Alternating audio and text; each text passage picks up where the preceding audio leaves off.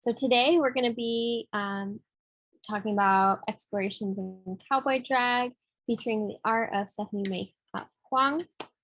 So we'll go ahead and get right into it. Thank you all so much for being here. Before we start our program today, I wanted to do a land acknowledgement. UCSD resides on the unceded territory of the Kumeyaay Nation. The UCSD community holds great respect for the land and the indigenous people that first resided where we are currently located. Furthermore, we want to acknowledge that the Kumeyaay people continue to have political sovereignty and cultural traditions as vital members of the San Diego community. We acknowledge and continue to amplify and uplift the Kumeyaay Nation for their contributions to the UCSD community and the greater San Diego community. This statement was adapted from the UCSD Intertribal Resource Center here at UCSD. And if I could direct you all to the right side of the screen, you'll see two maps. The map at the top is, it shows what Kumeyaay lands looked like from 1769 until 2000. And as you can see on the map, the Kumeyaay Nation proceeds and it has existed before the border wall, and it borders the ocean as well. And I wanted to share a fun fact about what Kumeyaay actually stands for. So Kumeyaay means those who face the ocean from the cliffs. And the reason I bring this up is because if you look at the second map at the bottom of the page, it says reservations of the region. So these are, and actually San Diego County has the most reservations in all of the United States. And as you can see, all the reservations have been pushed really, really far east. And the reason I decided to mention this is because it really speaks to the displacement of Indigenous folks here in San Diego. I wanted to introduce myself. I'm going to be facilitating this art reception today. My name is Camila. I use any pronouns. I'm one of the Joel de la Cruz Art and Activism interns here at the Cross Cultural Center, as well as a social justice educator. I'm a sociology major with a concentration in social inequity. Now I'm going to be giving some background on the artist who is featured today.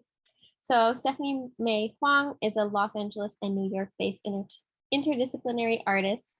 They use a diverse range of media and strategies, including film and video installation, social interventions, sculpture, writing, and painting.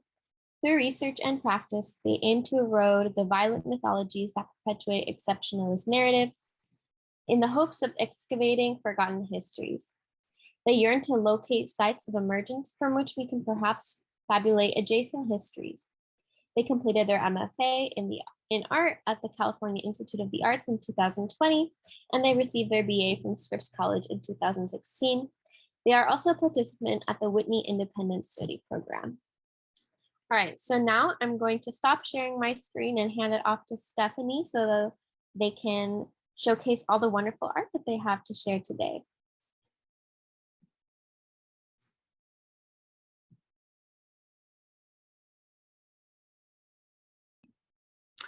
Hi everyone, thank you so much for having me here today.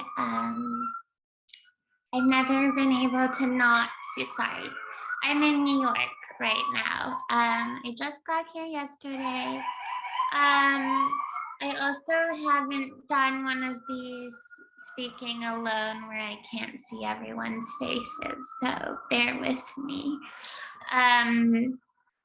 So I'm speaking on explorations in cowboy drag, which is really actually going to be more of a sort of chronological delve into my practice, because the cowboy finds its roots early in my practice, which I will speak about soon.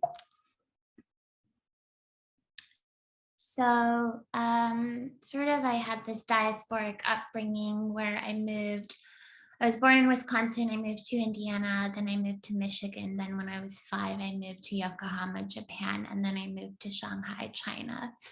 And it is through this diasporic upbringing that I had this early sort of navigation and struggle with displacement and nationalism and transnationalism and changing perceptions of identity, and it's through research and practice that I aim to erode the violent mythologies that perpetuate said narratives.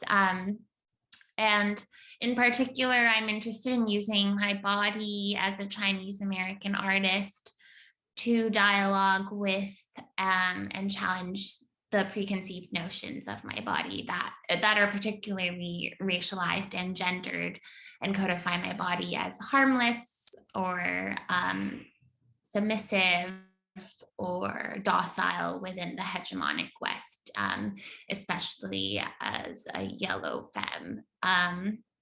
And so, as Camila mentioned, I explore those through various strategies.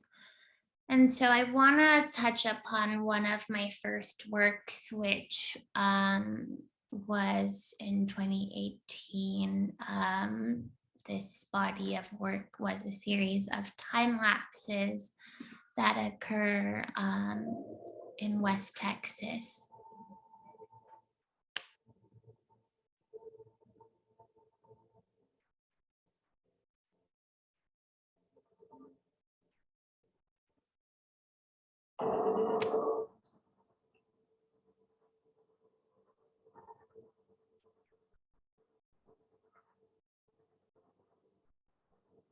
So Erasure 4 is a series of time lapses that occur 30 miles in a 30 miles radius of Marfa, Texas in the Trans-Pecos region. And I essentially camouflage a series of existing structures or found structures into the West Texas landscape, of which 99% is privately owned. I moved to Marfa, Texas straight out of undergrad, and these are sort of my early roots in the American West. At 21, I moved to Marfa, Texas as the only full-time East Asian resident, and that was very difficult. One second.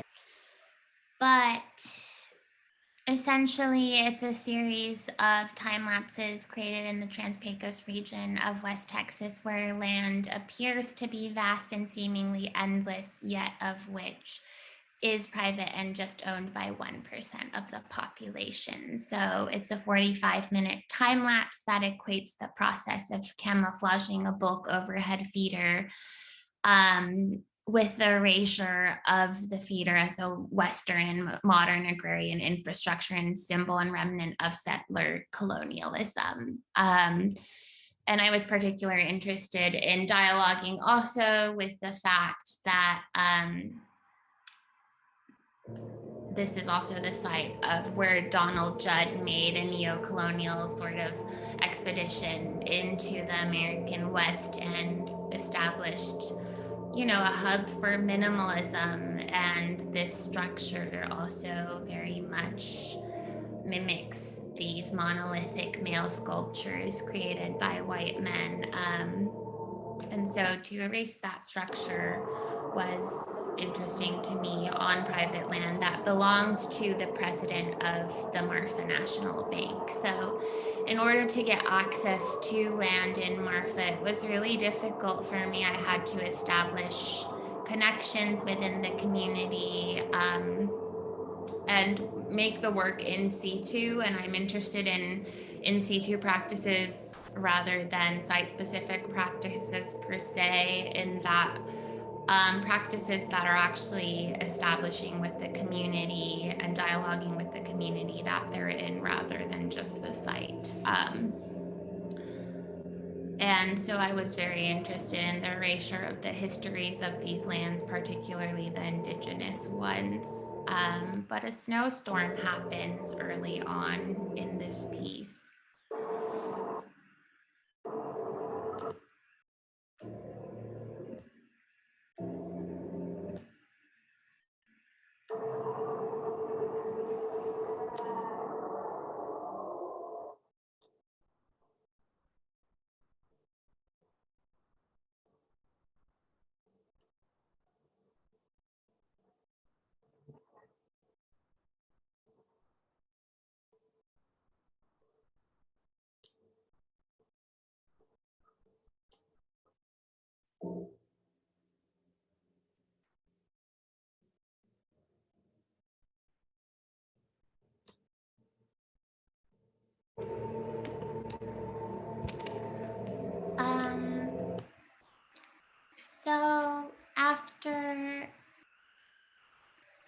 finishing this series of work, I left West Texas for graduate school, and I started continuing to work in a performative realm rooted in the gestural, in, these very poetic videos in which I only performed one gesture in 100 feet of film. And I was interested in the materiality of both film and clay being analog technologies, being resistant to surveillance, and that if film isn't digitized, it isn't surveilled by the state.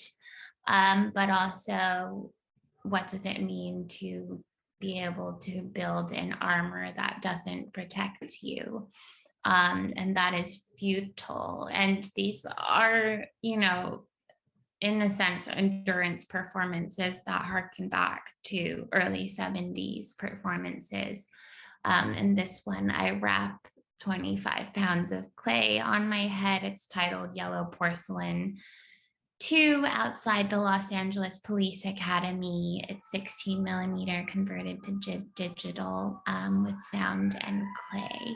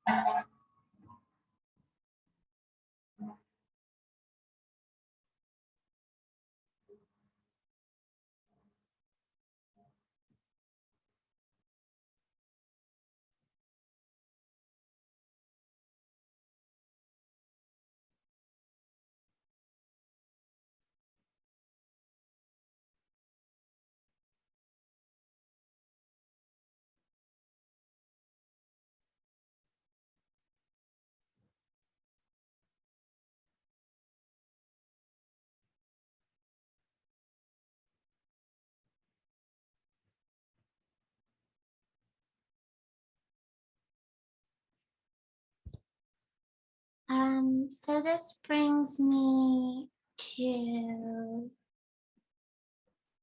Self-Armature 3 at the Los Angeles Police Academy Rock Garden above the shooting range.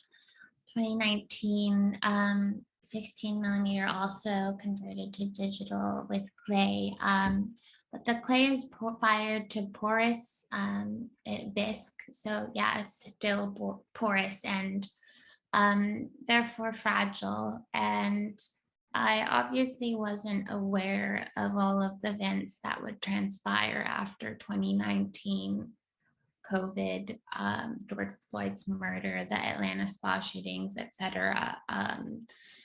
And this piece is eerily prescient. I will give a trigger warning that there are gunshots.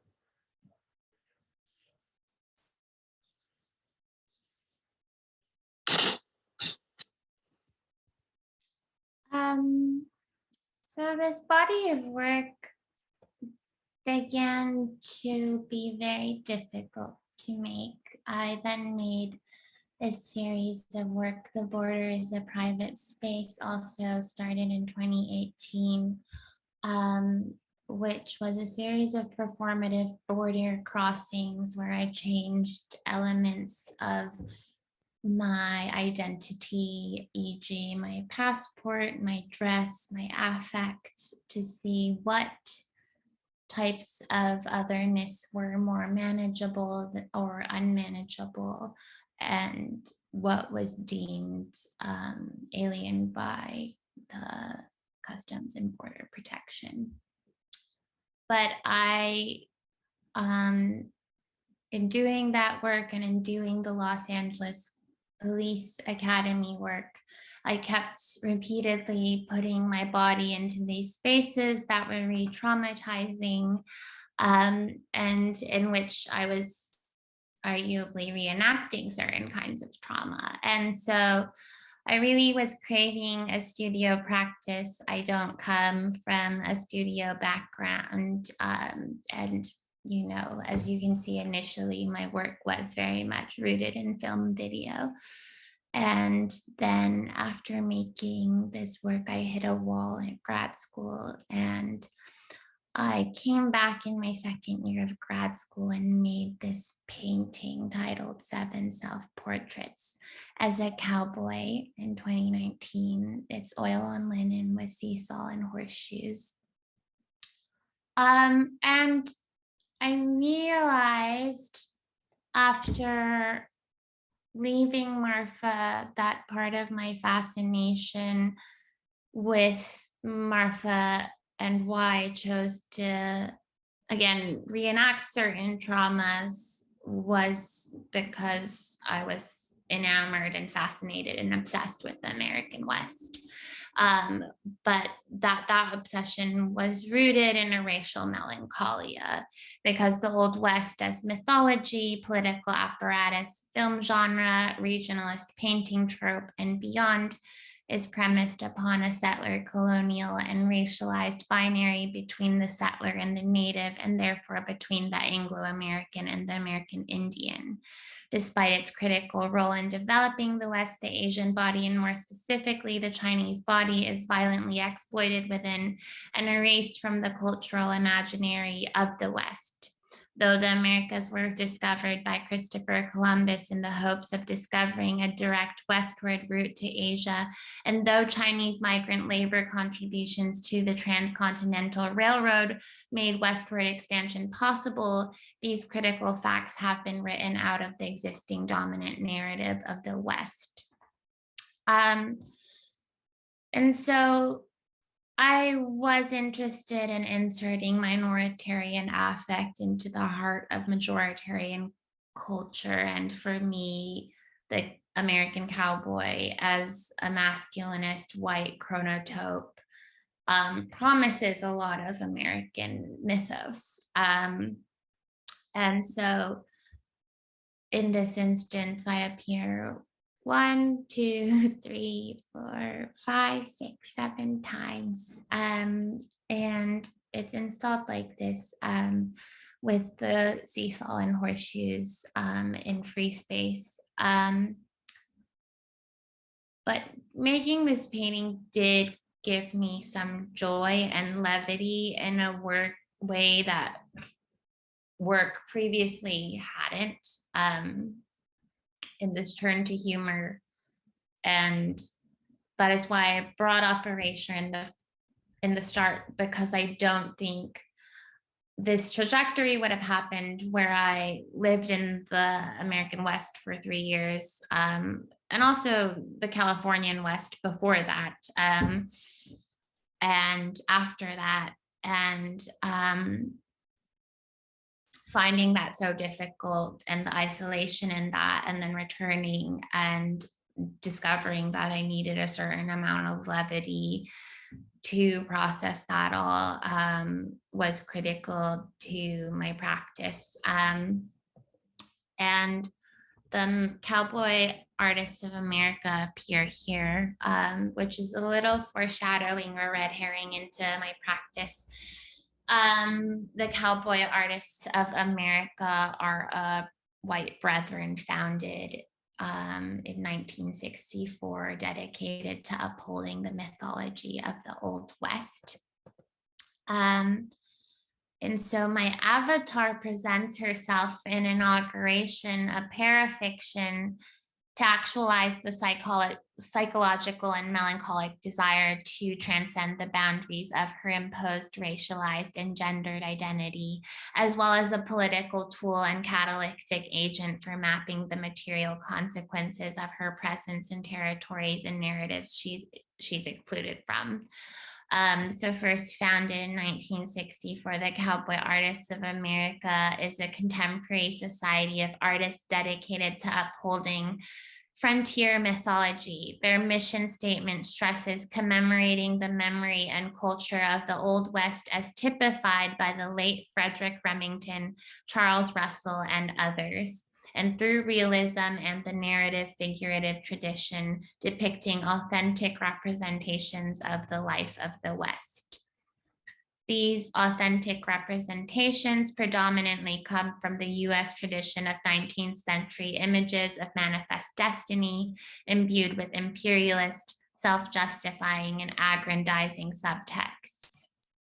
Aside from the first and only Indigenous member to be inducted in 1993, the CAA have always been composed of white men and refer to themselves as a brotherhood. Can cowboy drag, a form of racialized, gendered, affective drag, not unlike code switching and embodied passibility, provide a mimetic form of deception and self-preservation? What are the alluring possibilities that result from racial melancholia? Self-contradicting negotiations with pleasure and pain, multiplicitous selves, identity and disidentity formation. Show this here.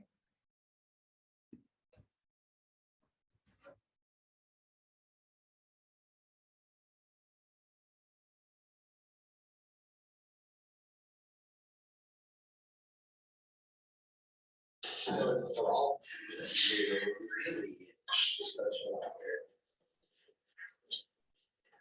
It's such an admirer for the word for so long, and so happy to be here in your studio. Thank you. It's really a pleasure. It's mine. You've been inducted into an organization that I think is of admiration for speeches and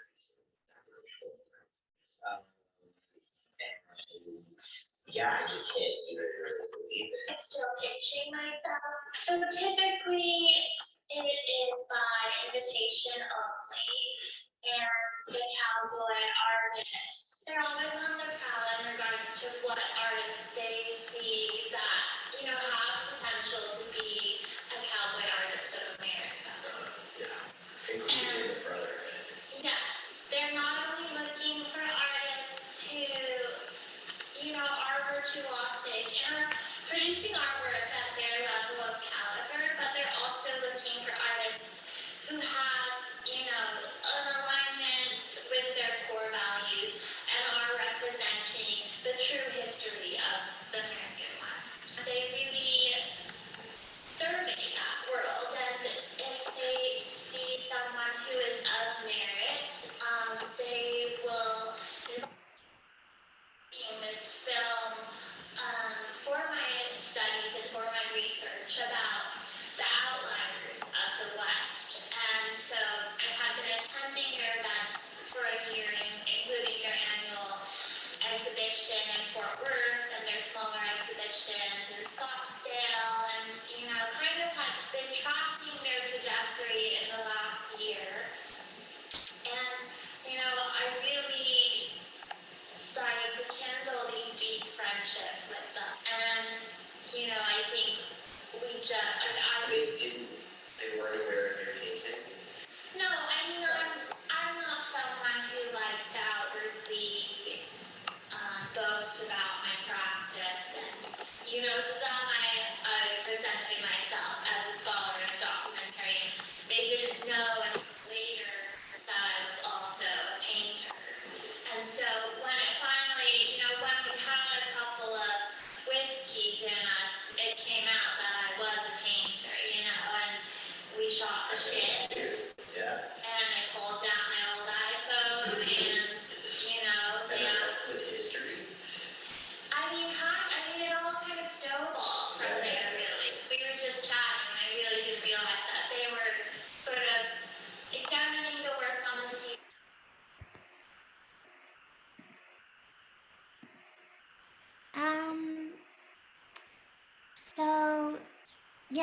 the parafiction sort of inauguration is where the cowboy avatar ended up taking off, because as a cowboy avatar, and embodying this alter ego stirrup stuff, and sort of playing cowboy drag to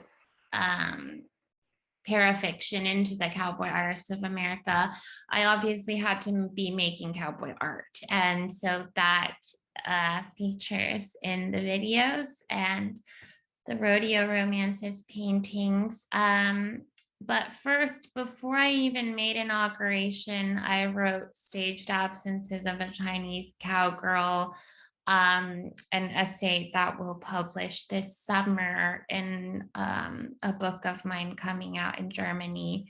And I sort of disillusioned, or yeah, I demystified the idea of the cowboy and the parafiction and reveal the truth that I am, in fact, not a cowboy artist of America, and it is my avatar who makes her first appearance rather than myself. And Stirrup Steph presents herself in territories that she does not belong to. And so one of the first paintings that you see is this rodeo romances painting, which is titled Requiem for My Damsel. This is installed here at Hauser and Wirth's Book Lab in 2021. It's also oil on linen. And I do want to briefly quote from my friend and curator, Ali Smith, who also wrote on this for the upcoming book, in which they write, the masculine feminine triangulated power structure set up by Huang in Requiem for My Damsel continues to play out in the two figures' drag and dress.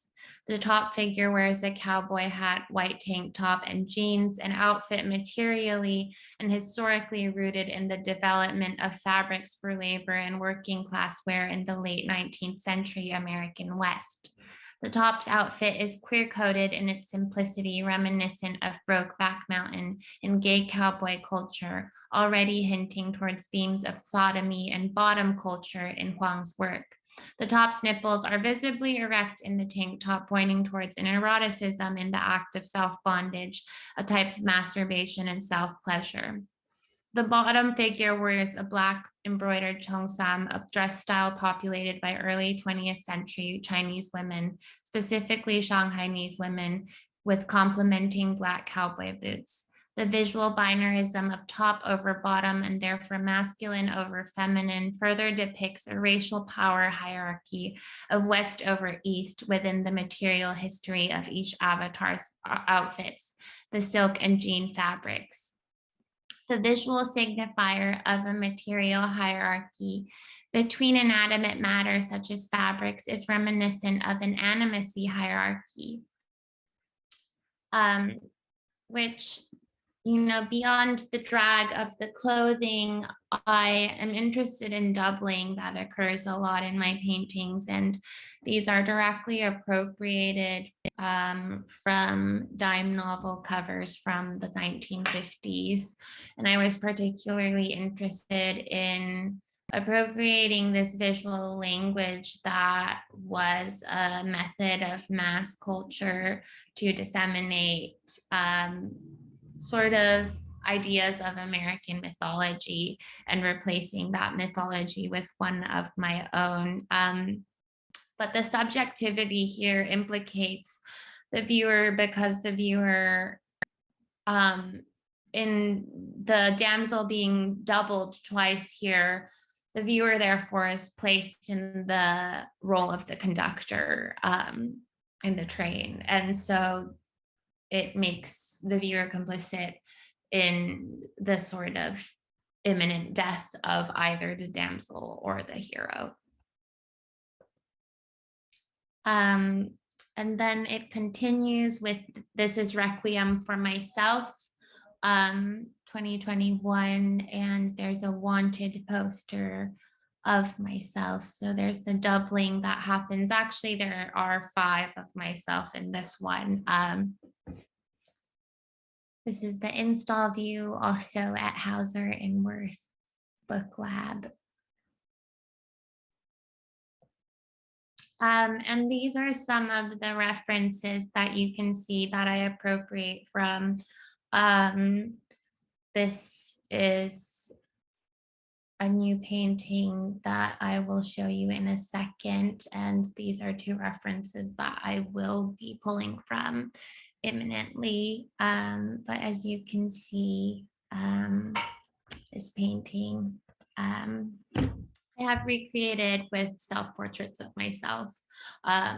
And this is a new painting that will be opening at a show in New York this Saturday. This was finished this year. It's Green Requiem for Myself 1, which is also oil on linen, seesaw, and horseshoes. And as you can see, the works begin to slant from a more damsel hero dynamic, savior save dynamic, to increasingly ambiguous dynamics in which the savior and the damsel are indiscernible. And that brings me to the title of my next show, which is also the eponymous title of my video, How to Hobble a Young Horse. But hobbling is the act of restraining a young horse in between their front legs in the fetlocks. And but also hobbling is something that is done to a woman, to a child, just not to a man. And so hobble dresses exist in BDSM culture to hobble women from walking. But the hobbling in the title, it becomes ambiguous whether the young horse is myself or my animatronic horse. But in this earlier show, this is how Inauguration is installed in this plexiglass, acrylic, and horseshoe pedestal. I make ceramic sculpture too, which is part of the Cowboy avatar. This is Bay of Hail 1, which is a roping dummy, which cowboys use to practice lassoing on. And so, yeah, when you're practicing lassoing, usually there's a plastic steer head sitting on a hay bale, but I wanted to create my own anamorphic steer meets ox meets dragon head roping dummy. And this is a little upside down horse leg, which, speaking of all the avatarism, I wanted to get to a point where I spoke of the puncturing of avatarism, because up until this point in my work, up until 2020, just 2 years ago, I was not making autobiographical work. I was only speaking through the poetic or through the gestural or through avatar, and none of my work had included any details about my life until early pandemic, when things got really difficult for a lot of people. And I decided that I actually wanted to puncture the avatar with details about my real life and what was going on with COVID in China.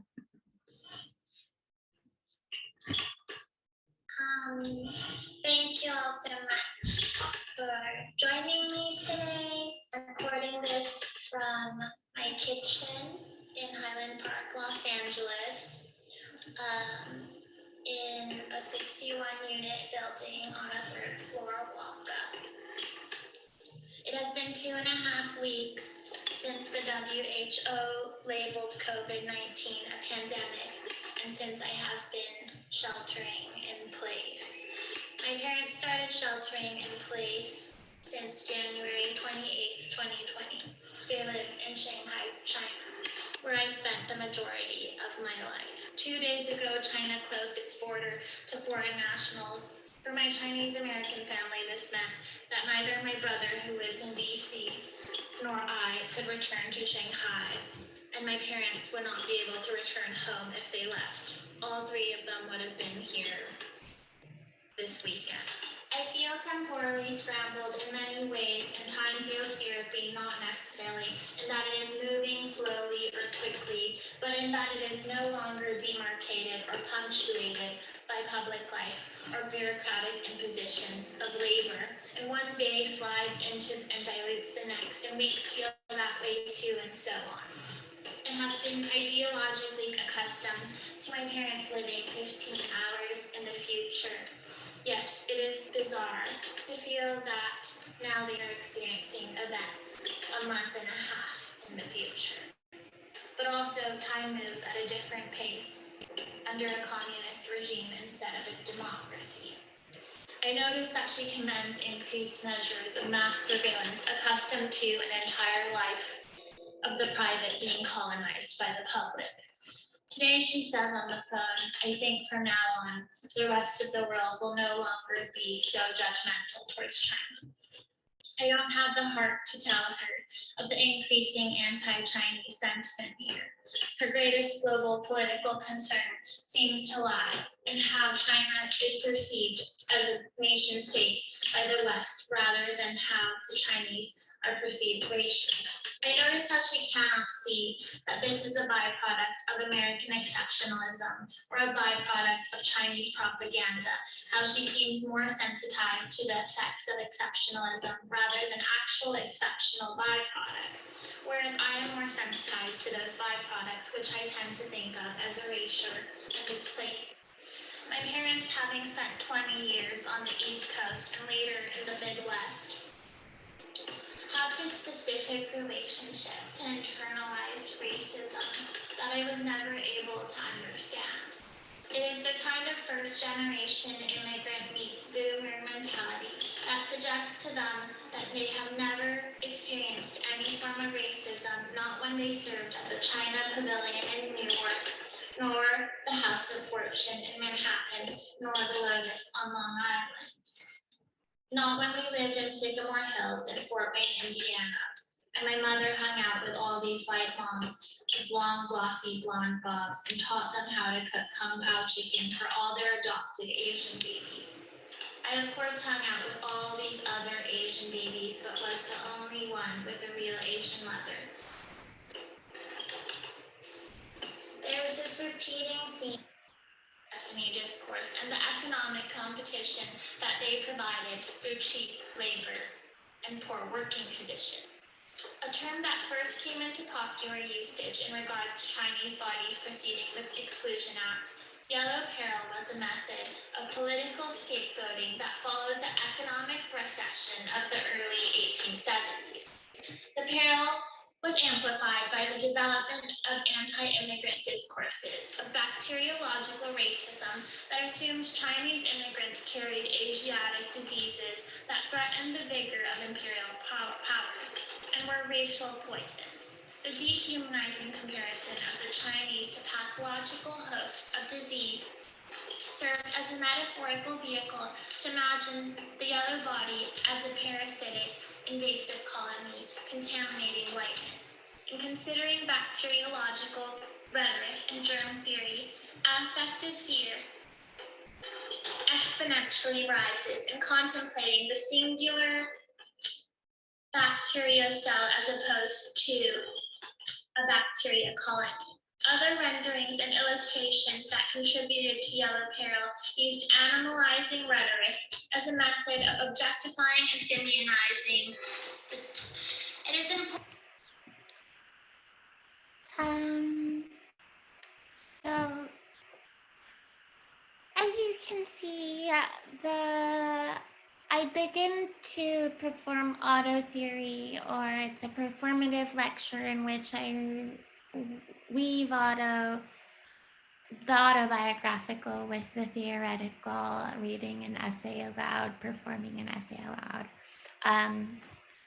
And while I am attempting to paint this mechanized rocking horse that's powered with a windshield wiper motor, so it's this constant act of sort of the immigrant or the minoritarian rubbing their belly and patting their head and attempting to do both, but never succeeding at doing one or the either. And I'm particularly interested in horses as objects of domestication and colonization, which brings me to these works, How Are You?, which is a series of calling cards after Adrian Piper, created in 2020 after the Atlanta spa shooting attacks. This is also where I breach the sort of avatarism of the American West with a more real address to racial melancholia and to the sort of sustained mourning that happens as a result of the mass death that is occurring. So this one says, Dear white American, please do not ask me how I am doing if you are not equipped to metabolize that I am in a state of profound grief amidst a year of anti-Chinese xenophobia after a racial terrorist attack in which 6 Asian femmes who could have been my kin were murdered. This is a lifetime of intergenerational racial trauma. I am having a hypomanic response. I am in a state of hypervigilance. My body most likely perceives you as a threat. With heart, Stephanie May Huang. P.S. I am gay. There's this one, Dear white American, I am having a horrible day. I am grieving. I am having suicidal ideation. Please do not tell me to feel better or that you are sending love or to have a good day. I do not need to have a good day. I do not need to feel better. You need to do better. There's another one about digital land and capital. And then also this is a self-portrait of 3 years of my life in Marfa, Texas, as the only full-time East Asian resident from 2018, which I didn't return to this work until 2020, and sort of return to the era of the erasure work, bringing the autobiographical back into my work, in depicting what my real life was there. I was teaching kindergarten through 6th grade art at a nonprofit and living in a house, a 2-bedroom house as a 21-year-old. And my partner was captain of the fire department. And then this finds its way into my second book, Self-Portraits as Neither Donkey Nor Horse, which is co-edited by Allison C. Smith and myself, which also, again, more the Hauser and Wirth Book Lab show was also titled Self-Portraits as Neither Donkey Nor Horse, which takes the idea of bastardization of neither being donkey nor horse and always being in the liminal space, and self-portraiture of that kind, and into different multimedia vessels. And so there was photography as well, in which I collaborated with V. Haddad and Sam Richardson's self-portrait service, where we generated these self-portraits along the policies of BDSM consent. And in the book, the reason why I also bring the book up is because it includes an extended essay poem that is my second form of auto theory in this body of work, in which I theorize multiple types of car trauma or automobile trauma into racial trauma, and into the context of this show. So yeah, I'll read a little bit from it. Actually, I won't, because I realize we're running low on time. But that brings me to the eponymous video, How to Hobble a Young Horse, which is my most recent performance, which was made to be live. But instead, because of COVID, we had to shift.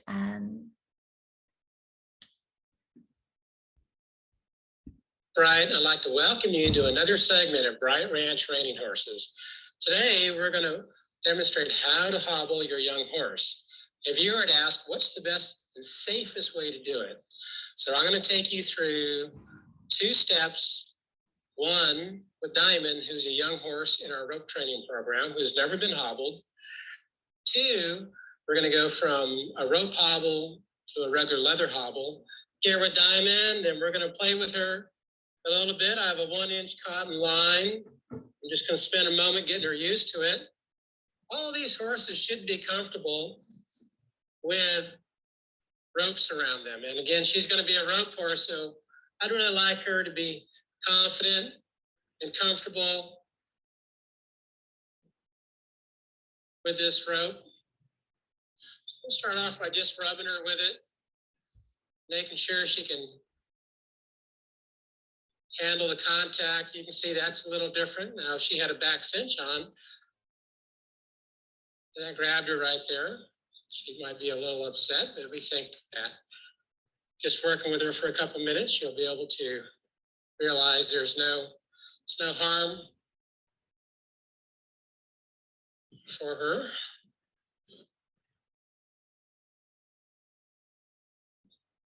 So, not to it. So we can climb up in the saddle, and then when we're ready to take the hobbles off, we can just pull that line and it'll untie itself. Of course, sometimes the interesting results.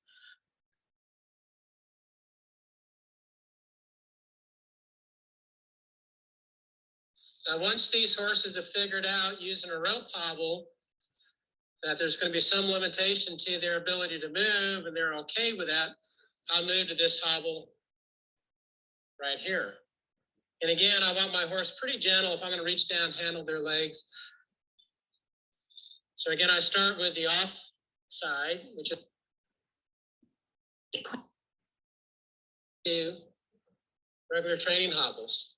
Thank you very much. Stay tuned for more. Essentially in this performance, it does become increasingly ambiguous whether I am the horse or the horse is the horse. And initially his instructions apply. I am mimicking his instructions. I am performing this drag in which I am Dennis Bright, and halfway through the video, he starts to beckon towards a red zone, and I crawl under this red zone, and I start to perform the actions that the horse is doing. But I'm particularly interested in who the white cowboy hobbles within American society and beyond. And that made me want to bring things towards, as I wrap up, towards other parts of my practice outside of explorations of cowboy drag. I'm really interested in organizing as an artist for other artists and writing on other artists, curating other artists. One of my major first projects began in 2020. It was a panel that happened with Astria Suprak, Pearl C. Xiang, Hong An Jung, and Christine Tian Wang, and Maya Ruth Lee, discussing the hyper invisibility of yellow femmes within the US, especially within racism and tokenism in the art world. And this was then published as a panel discussion transcript in the Asian Diasporic Visual Cultures in the Americas. Most recently, I just exhibited and or was the curator for this ongoing show in New York with Her Voice Penetrate Earth's Floor that happened at Eli Klein Gallery, which is in memorial of Christina Yuna Lee, who passed away just 3 months ago and was murdered in Chinatown. So it's at the gallery that she worked at. And I created a joss paper or ghost money to burn in honor of her. And then I also wanted to bring up my writing practice, which this was the first piece that I wrote for Contemporary Art Review LA, which sort of looks at contemporary Indigenous healing medicine practices being reclaimed in art, and also my own reconnection with traditional Chinese medicine, despite its appropriated sort of diluted meanings now. But my particular approach to art making, as well as art writing, as well as organizing, is horizontalist and queer. I aim to write holocratically with the hopes of collapsing hierarchy in published work.